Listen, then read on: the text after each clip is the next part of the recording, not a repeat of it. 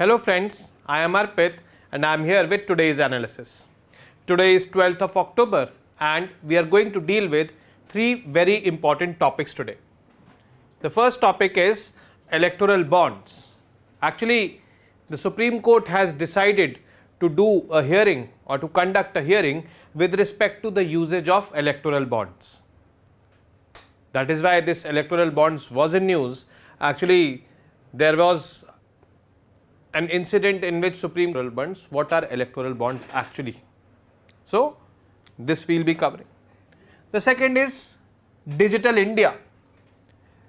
This topic is important because we are talking about the Digital India Act nowadays. The Digital India Act, which is going to replace the Information Technology Act of 2000. Information Technology Act is an umbrella act which deals with all the cyber crime or cyber terrorism in the country. Now that will be replaced by Digital India Act. We need to understand this Digital India initiative undertaken by the government. And this was also requested by one of the students in the comment section. You can also suggest. Lakpa Didi initiative. Lakpa Didi is basically making the females, particularly in the rural areas, at least earn a minimum sustainable income of 1 lakh rupees in a year, then only they will become Lakpatis. Now, the Prime Minister of India in his Independence Day speech this year talked in detail about this. However, he said that we will be training a lot of female SHGs for various purposes or for various economic activities, like we will be training them in operating drones, flying drones, so that they can use drones for bettering agricultural output or making that agricultural output enhanced. So it will lead to increase in income of the farmers, as well as they will also be learning some new skill and they will be rewarded for that, they will be paid for that as well. So this was in news. The government is formulating a concrete strategy for this initiative, so we should know that what the Lakpa. The second way to take money is by issuing bonds. What are bonds? Bonds is a piece of paper in which I will write that I am taking this much amount from you, I will return this much amount back to you within this much time. So let's suppose I am raising 100 rupees from a person. I will mention on that paper that I am taking 100 rupees from you and I will give you 110 rupees in return after 1 year. That is a bond. The second way of raising money. That is kind of a loan. I will have to give 110 rupees back to that person irrespective of the fact that my company grows or comes down. That is kind of a loan which I am taking from that person and assuring that person by handing over that person that piece of paper, that is called as bond. Now, let us understand what electoral bond is. In terms of electoral bonds, the organizations which are issuing electoral bonds are political parties. Obviously, political parties need money for functioning, for doing those campaigns which they do during elections. And by issuing those bonds, people, the members of the common public, they buy those bonds, they give the money and they buy those bonds. But there is a difference over here, that those money which is being given by the people is in the form of donations and not investments, like it was there in financial bonds. That money will not be returned back. Forget about the interest on that. That is kind of a donation to political parties, which is making donations transparent to political parties. That is what the purpose of electoral bonds was. So let us look into the details of electoral bonds. What is electoral bonds? But before that, let us look into what the Supreme Court has said. Supreme Court has said that it will be hearing cases with respect to electoral bonds on October 31st. There are multiple petitions which are there in the Supreme Court and Supreme Court will be hearing on that. What are the issues under consideration? The legalization of anonymous donations. It is not compulsory to reveal your identity. You can denote or donate anonymously. So people are challenging that, is this legal? Second is violation of citizens' rights to information. The political parties do not make it public. Who has donated, how much it has donated, because political parties are not under the purview of the Right to Information Act. And both these questions the Supreme Court will be addressing in this particular hearing. However, we should also know that there is also another issue with respect to electoral bonds pending in the Supreme Court. Electoral bonds, they were passed or they were adopted with the passage of a money bill. So there are some petitioners which have filed petitions in the Supreme Court that a money bill, it should not be passed as a money bill. It should be passed as a normal bill, a non-money bill. So what is a money bill and all, I will be covering in the next few days, or I would say probably tomorrow's video only I will cover if I can accommodate it. So these are the two issues, and the petitioners say that Article 19, 14, 21 of the Constitution are being violated by these two issues, and hence they have to be addressed by the Supreme Court. Now we come to what does an electoral bond look like and what is an electoral bond. So first of all, you can see this paper and you can see our beloved bank SBI, State Bank of India. This is a bond paper. Let's suppose I go and I want to donate to X political party. I go to a branch of SBI, I say that I want to buy an electoral bond. They say that how much rupees? I say let's suppose 10,000 rupees. I give the donation 10,000, I get this bond, and on this paper it will be written 10,000 rupees donated to X political party, and I will take this paper and come back home. I cannot take that money back from that political party because it is an electoral bond, not a financial bond. But this is just a testament that I have donated to that political party. Why I am showing you this picture of SBI? Because SBI is the only bank which is authorized to issue electoral bonds in the country. No other bank. Now what is an electoral bond? An electoral bond is like a financial tool used for making donations to political parties. Remember, the word is donations. The general public can also subscribe these bonds to fund eligible political parties. The bonds play a similar role as banknotes that are payable to bearer free of interest and demand. So no interest, no demand, nothing like this. An individual party can purchase these bonds digitally or with the help of a Didi or check. Individual party means we the people who will be investing or who will be donating, sorry. An electoral bond scheme was launched by the Union government in 2018, and it was launched as a money bill. It was passed as a money bill in the parliament, and that is also another major bone of contention in the Supreme Court. But Supreme Court is not going to pick up that particular issue on October 31st. We should understand that. How does it work, this electoral bond? A citizen of India or a body incorporated in India is eligible to purchase the bond. First of all, we should know the eligibility. EBs are issued obviously by State Bank of India or purchased for any value in multiples of 1,000, rupees 10,000, rupees 1 lakh, 10 lakh and 1 crore from the specified branches of the State Bank of India. And SBI is the only bank authorized to sell these bonds.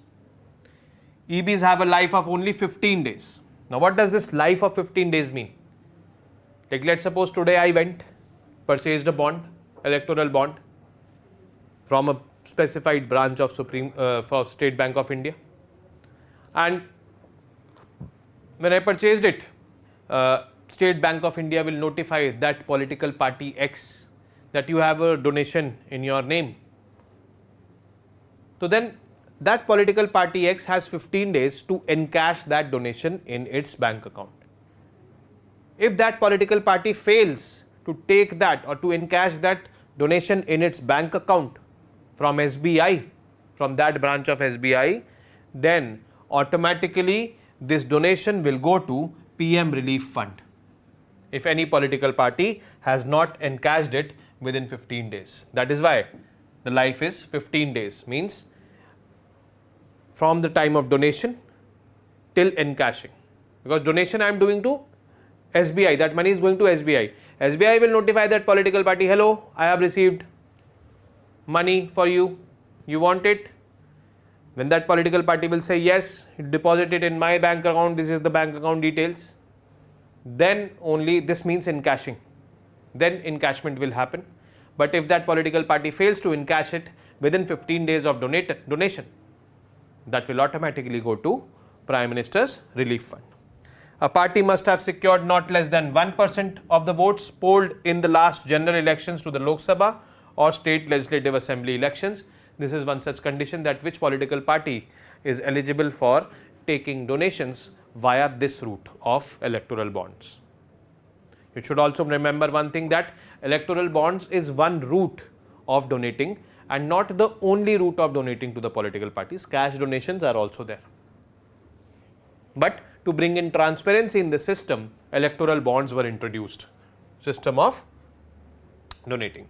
The bonds shall be available for purchase for a period of 10 days each in the month of January, April, July and October. Means the first 10 days of January, April, July and October, electoral bonds are issued to the people and they can buy there. So, we have recently concluded the October leg, 1st to 10th of October.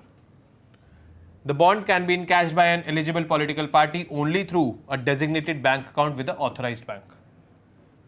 So, that political party which is eligible for encashing it should be doing it within its bank account only, not outside it. The political parties have to disclose the amount to the Election Commission. Election Commission should know. The members of the common public, it is not to be disclosed. And this is one such contention presently in the Supreme Court, that people should have the right to information, how much money they are getting, from where they are getting. So, this is the details of electoral bonds. Why were EBs introduced? EBs were introduced to ensure that all donations made to a party would be accounted for in the balance sheet without exposing the donor details. Donors who contribute less than 20,000 to the political parties through purchase of electoral bonds need not provide their identity details also. So, we need to understand that EBs were introduced to ensure that all the donations made to the political party would be accounted for in the balance sheet without exposing the donor details. So, those will be mentioned in the balance sheet of the political parties, but who has donated will not be mentioned. Donations below 20,000 rupees, it is not mentioned also. Like, let's suppose if I have donated 30,000 rupees, so that political party will come to know that I have donated. They will come to know my name, that is Arpit has donated 30,000 rupees. But in the balance sheet of that political party, my name will not be reflected that this donation has come from Arpit. Let's suppose I am donating 50,000, that is an amount less than 20,000. Then though I do not need to give my details to the bank. Bank will not ask, give your PAN card or give your Aadhaar card. No, it will not ask. I do not need to reveal my identity if I am donating below 20,000 rupees. Beyond 20,000, I have to reveal my identity, but that identity will not be reflected in the balance sheet of the political parties. Then, the central government said that electoral bonds would keep a tab on the use of black money for funding elections. Obviously, black money, the money in cash which was there, which was used heavily in funding the elections. In the absence of electoral bonds, donors would have no option but to donate by cash. But now, they have another option to donate by this way also. So, it is a good step taken by the government. It would bring in transparency, at least it is expected that it will bring in transparency in, I would say, the electoral funding process. But there are some, I would say, loopholes, or there are some shortcomings which the Supreme Court will, or hopefully it will address in its sitting on October 31st. Next is Digital India initiative. This Digital India was launched in the year 2015. Digital India was launched with the aim of increasing digitalization in the country. Increasing digitalization at the level of people means making them adopt more and more digital tools, making them adopt, I would say, more and more, I would say, digital hardware, make their lives easy. And Digital India was also for the government. The delivery of services to the people should be done digitally. and the government rightly started this program, and I would say at the right time this program was started. Slowly and gradually, the Digital India program ushered in e-governance all across the country. E-governance means when the government was using this digital infrastructure for delivery of services. How delivery of services was being done through this digital infrastructure? Like beneficiaries of the subsidies. Those beneficiaries, they earlier were receiving subsidy in the form of cash. For every 100 rupees released by the central government, less than 10 rupees went to the end beneficiary. This highlighted the fact that how many leakages are there. But with the advent of digitalization, bank accounts were opened according to the Jan-Dhan Yojana, Aadhaar card which was formed, which gave unique identity to the people, that was linked to those bank accounts, and a mobile number was also linked to those bank accounts. It is called as the Jan-Dhan Aadhaar Mobile Trinity, JAM Trinity we call it. Now this enabled subsidies to go directly in the bank accounts of those people who were identified as beneficiaries. It was able to weed out the ghost beneficiaries also, means beneficiaries who were only there on paper but actually they were not there, they were dead, or they did not exist. Now this is where Aadhaar played a crucial role, because Aadhaar was a unique identity given to every person. Biometric data was taken, your iris scan was there, fingerprint was there. So we cannot take fingerprint or iris scan of a dead person or a non-existing person. The ghost beneficiaries they were weeded out. So it saved a lot of money for the government. As and when time progressed, we started using digitalization in almost every sector. The government started using telephone bills online, electricity bills online, water bills online. That was the digital infrastructure which we guys have started to use. Earlier we used to stand in the queues, at least spend half of our day over there and then come back. That was wasted time. Now everything is happening with the click of a button. We did not imagine that we would be administering the COVID vaccination program by using this digital public infrastructure. It was so easy, seamless. You book your slot, you go there, you get that vaccine administered, you come out of that vaccination center, you have that vaccination certificate in your phone. That was so easy. All happened due to Digital India. Digital India is such a successful program that the various governments are also asking India, please help us in our digital transformation. So to sum up, Digital India has enabled India's digital transformation from, I would say, physical systems to digital systems. Was it the need of the hour? Yes, it was. Was it beneficial? Immensely, it was beneficial. So let us look into it. It was launched in July 2015, that is July 1, 2015. There was a question from this asked in 2016. It is a rupees 1,13,000 crore flagship program of the Government of India. Vision is to transform India into a digitally empowered society and knowledge economy. When I talk about digital empowered society, so definitely we want to empower the citizens, members of the society digitally, so that their life becomes easy. Knowledge economy. Knowledge economy is that economy or that system which is using the information to generate money. There are many startups, technology startups, which are using information to generate money.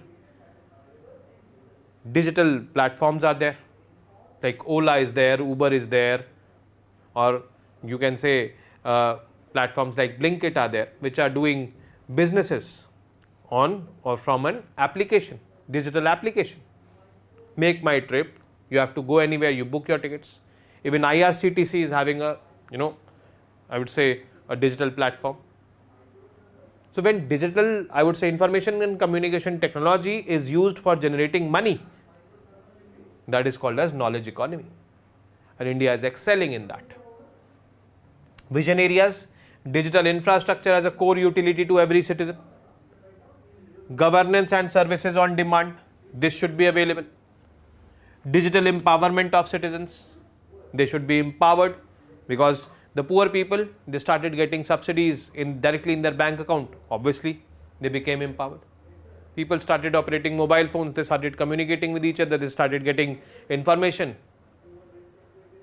They are empowered. Actually, it had an overall impact on the society. It made life easy. Earlier, you had to stand in queues and fill the bills, pay the bills. Now, sitting in your homes, you can do that by the click of a button. For getting any approval, you had to go there. For booking railway tickets, you had to stand in the queue. Now, everything is happening online, the click of a button. By yourself, you can do. So, this is digital empowerment. All were its objectives. Objectives, more we will see, to prepare India for a knowledge future. For being transformative, that is to realize IT. IT stands for Indian talent, plus IT, information technology, is equal to IT, India tomorrow. So you can use these kind of sentences or these kind of equations in your answer scripts. IT plus IT is equal to IT, but full form of every IT is different. Indian talent, information technology, India tomorrow. Making technology center to enabling change. Let everyone adopt technology on being an umbrella program covering many departments of the government also. So, presently speaking, almost every department of the government, whether it be the central government or the state government, has been digitalized. Service delivery has been optimized, service delivery has been digitalized in the present day scenario. There are 9 pillars of digital India. First is broadband highways. We needed to give broadband connections or broadband services to the rural areas also. Urban areas, so they get it easily, but to the rural areas, so we needed to lay optical fiber lines. Optical fibers are those, I would say, transmission modes through which the signals transfer for broadband connections. Then public internet access program. We need to give internet access to the people in public places like railway stations, airports and all. And for this purpose, the government launched one scheme called as PM Vani. Then information for everyone. Actually, if you go and look at the websites of any government department, you will have this information displayed over there beforehand, and you can get access to information. Anyone can get access, that is why information for everyone is the thing. RTI has had a very major role to play over here. Then early harvest program. Early harvest program was basically about bringing in internet in the universities for communication between various departments, or for sending SMSs or kind of messages to the people, especially the farmers, for weather prediction and all. All that was also part of early harvest program. So this has been started. Nowadays we have started receiving SMSs with respect to weather alerts. NDMA sends it, National Disaster Management Authority, that you are expecting heavy rainfall, moderate rainfall, like this. If any extreme weather event is expected to happen, I have to receive it in my phone. Then universal access to phones, particularly smartphones. So when our Prime Minister went to America this year, he said that there are around 85 crore smartphone users in the country, which is very, very, very, I would say, good. This much population is not there of many countries in the world, 85 crore, and these many smartphone users are here. I think collectively it is the population of the entire Europe. So we needed to increase this so that people can get access to digital services. Then IT for jobs.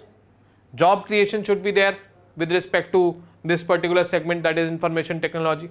E-Kranti, that is electronic delivery of services. E-Kranti is also referred to as National E-Governance Program, which aims to bring every department of the government under the ambit of digitalization. E-governance is a separate pillar also, reforming government through technology.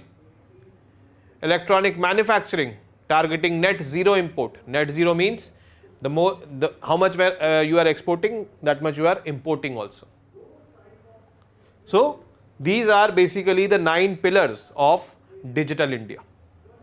Obviously, they're seeming good, but there are certain challenges also. There are certain achievements also. This particular slide highlights what the investment has been done, what are the targets with respect to each 9 pillars. Now, advantages of this Digital India. There is an increase in electronic transactions related to e-governance. Optical fiber network of 2,74,246 kilometers has connected over 1.15 lakh gram panchayats under the BharatNet program. Broadband highways, the first pillar. Then a common service center is created under the National E-Governance project of this. Now, what does a common service center do? Now, where there are various kind of services available at the common service center. Services like Aadhaar card, Aadhaar enrollment and all can be done. E-banking can be done. MGNREGA job card can be made. Land records can be there. Exam results can be found out. Certificates can be downloaded. Or utility bill payments also can be done through these common service centers. Now, in a village area, you don't expect the individuals to have that level of digital literacy that they will be doing everything by themselves. So what they can do? They can go to a common service center. There will be a person who would be digitally literate and would be giving these kind of services to the people over there. That is what a common service center is for. Then establishment of digital villages along with well-equipped facilities such as solar lighting, LED assembly units, sanitary napkin production unit and Wi-Fi chopal. So digitalizing those kind of infrastructure also in the village areas is one of the advantages which we have achieved. Internet data is used as a major tool for delivery of the services, and urban internet penetration has reached 64%. Means 64% in people in the urban areas, they are utilizing internet, and this is increasing very rapidly. It may soon reach 80%, and that is going to be beneficial. Having said that, this much digital penetration, this much exposure to digitalization also makes us more and more vulnerable towards the cyber crime. So we should be very much aware about that as well. Challenges in this Digital India scheme: the daily internet speed as well as the Wi-Fi hotspots are slow as compared to other developed nations. Most of the small and medium scale industries has to struggle a lot for adopting or adapting the new modern technology. It becomes difficult because these are changes, and if they don't adapt, then progress will be slow. Limited capability of entry-level smartphones for smooth internet access. So they do not get access to internet. Lack of skilled manpower is there, which are, I would say, responsible for utilizing this technology. To look for about 1 million cyber security experts to check and monitor the growing menace of digital crime. This is one such challenge. And finally, lack of user education. Digital literacy is less. This becomes a problem. So we should understand the challenges. Largely a challenge is digital security or cyber security, I would say, lack of skilled manpower and lack of digital literacy, which will be major hindrances in the implementation or in the success of this Digital India initiative.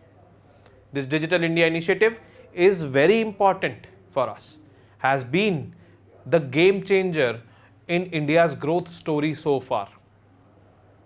And thankfully the government realized this in the right time. And we have come a long way from 2015 till 2023, and we have progressed a lot. We have delivered services to the people a lot.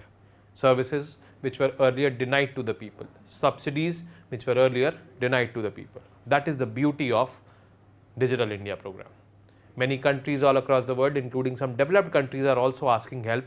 Ki bhai, India, the way you have digitally transformed yourself, help us also in that transformation.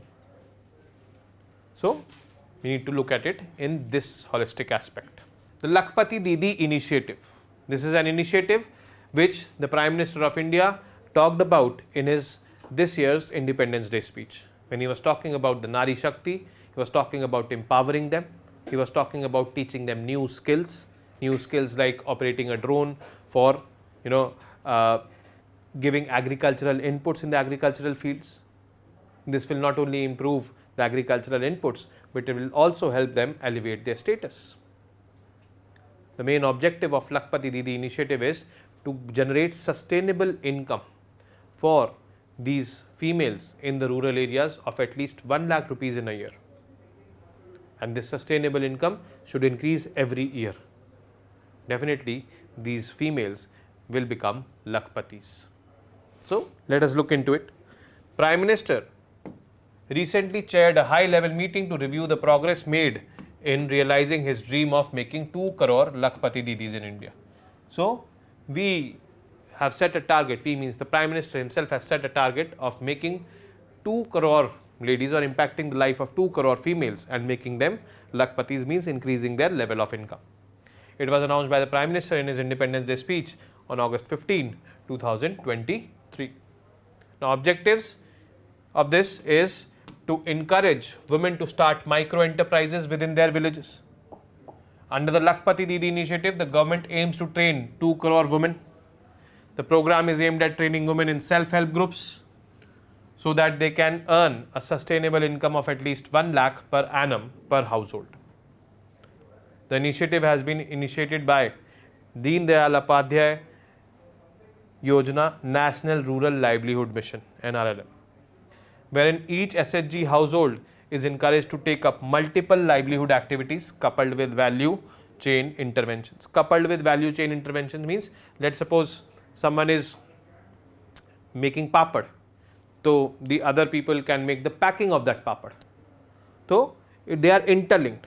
The more papads will sell, packing will be required. So, both of them will benefit. So, they have been integrated in this way, resulting in a sustainable income of 1 lakh rupees or more per year. Under this scheme, women will be trained in various skills such as plumbing, LED bulb making, drone operation and repair, and tailoring and weaving. After completing the training, women will be provided with opportunities to earn income using their skills. Now, tailoring, weaving, so they were already there, but this is something new: drone operation and repair, LED bulb making, plumbing. But this is something which they can do. They have to have that confidence first. They should not only limit themselves to these domains, which they have been doing for many years. They have to broaden their horizon. They have to learn new skill sets, and definitely these new skill sets will pave the way for them and will definitely pay them good results in the future. The Ministry of Rural Development is adopting a whole of government approach, means it is basically being the nodal agency which is going to be responsible for implementation of this scheme for maximum impact through convergence to transform the rural economy with the enabling of Lakpati Didis. So, rural development will happen, women empowerment will happen with this Lakpati Didi initiative. Train them, give them employment opportunities, at least make them earn 1 lakh rupees in a year. This is the basic objective, and you have to target 2 crore females in rural areas for their upliftment. So, this was the third topic for the day. So, we have covered electoral bonds, we have covered digital India, we have covered Lakpati Didis today, and I am signing off for the day. Till then, you guys know what to do. Keep studying, keep reading, keep writing, and most importantly, keep revising. I will be meeting you tomorrow with more such informative news and content. Jai Hind, Namaste.